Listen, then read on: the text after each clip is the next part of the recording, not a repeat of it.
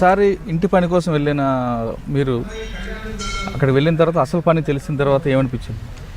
అసలు పని అని తెరిపించిన తర్వాత ఈ పని వద్దు అని అనుకుని నేను అడిగినాను సార్, నాకు ఈ పని అయితే అవసరం లేదు అన్నాను. నాకు ఈ పని అయితే అవసరం లేదు అని అన్నాను. పాత నెట్టే ఎవరో కస్టమర్ వచ్చినాడు అని చెప్పి లోపలికి పిలుచుకొని పోయినారు. ఆ లోపలికి పిలుచుకొని పోతే అతను కూడా కొత్త పాప వచ్చిందంటే అక్కడ నానా హింసలు పెడతారు సార్.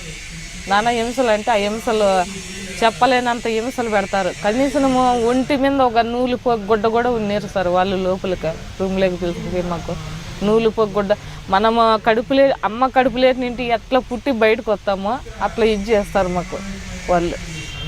అంత నానా హింసలు వాళ్ళు చెప్పినట్టు చేయకుండా పోతే వాళ్ళు సిగరెట్లు తగాలుతారు, బీడీలు తగాలుతారు, లేదంటే మందు తెచ్చింటే మందు తాపుతారు. వాళ్ళు ఈ మత్తి మీద అయినా ఎట్లయినా చేస్తారులే అని అట్లాగ సాట్లు పడి బాధలు పడి కష్టాలు పడి కనీసం మా అమ్మకు నేను చెప్పినట్టు పని చేయలేదని చెప్పి నాకు కన్నల నిండుకు కారం పెట్టి నోటి నిండుకు కారం పెట్టి ఒక్క నెల అంతా అన్నము నీళ్ళు లేకుండా చేసినా సార్ నేను ఆడ. మొదటిసారి మీరు కస్టమర్ వచ్చి వెళ్ళినప్పుడు మీరు వెళ్ళిన పని ఏమో ఇంట్లో పని కోసం వెళ్ళారు.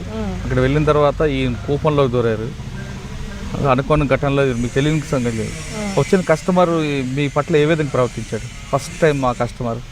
అదే సార్ చెప్పినాను కదా, ఇప్పుడు నాన్న విధంగానే ఇది చేసినాడు సార్. మీరు ఒప్పుకోకపోయినా చేశాడు? ఒప్పుకోకపోయినా చేసినాడు సార్. నాకు ఇష్టం లేదని చెప్పినా కూడా ఇష్టం లేకపోతే నేను డబ్బులు ఇచ్చినాను కదా, ఎందుకు ఇది కావు అని చెప్పి చేపించినాడు సార్. అంటే ఢిల్లీలో ఒకసారి ఫస్ట్ టైం మీరు ఆ కస్టమర్ వేధింపులు తట్టుకోలేక ఆ చెప్పిన గర్వాలి వాళ్ళకి బాధలు తట్టుకోలేక ఒప్పుకున్నారు.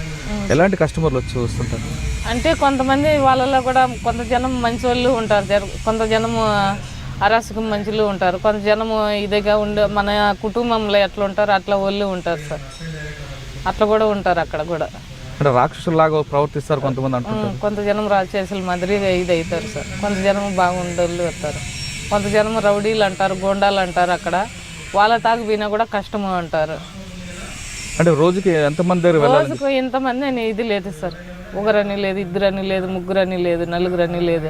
వారు రేయిం బొగులు అదే పని మీదనే ఉండాలి. మేమైతే అంటే ఒక మిషన్లా పనిచేస్తాం, ఒక మిషన్ మాదిరే పని చేస్తూనే ఉండాలి. నైట్ కూడా ఏం నిమ్మలం కూడా ఉండదు, కనీసం తిండి తినే కూడా నిమ్మలం ఉండదు. వాళ్ళు ఎక్కువ కస్టమర్ అది ఒకరు కానీ ఇద్దరు కానీ ముగ్గురు కానీ నలుగురు కానీ లోపలే కస్టమర్లు పెట్టుకొని ఒకరి మించి ఒకరు ఇది చేసుకుంటానే ఉండాలి సార్. లోపల కూడా నువ్వు వేరే వాళ్ళ తాకి మళ్ళీ వేరే వాళ్ళ తాకి పంపించకూడదు. నీ తాకి ఎంతమంది కానీ అంతమంది నువ్వే ఇది చేయాల. అట్లా టైంలో మేము ఇది చేసి కూడా మాకు పొద్దు గుంకెలక మాకు నీరసం వచ్చినట్టు అయిపోతుంది, సుస్థ అయిపోతుంది. మాకల్లా అయితే తినేదానికి సక్రంగా తిండి ఉండదు సార్. అక్కడ అంత అనుభవించేసినాం మేము. కానీ ప్రతి మహిళకి నెలకి కొంత డేట్ ఉంటుంది కదా, ఆ డేట్లో కూడా చేయమని అంటారు. ఆ డేట్లో కూడా అవి కండమ్స్ వాడతాం కదా సార్. అక్కడ కండమ్స్ ఇస్తారు. అదే పనిగా డబ్బాలు బాక్సులు తెప్పిస్తారు సార్.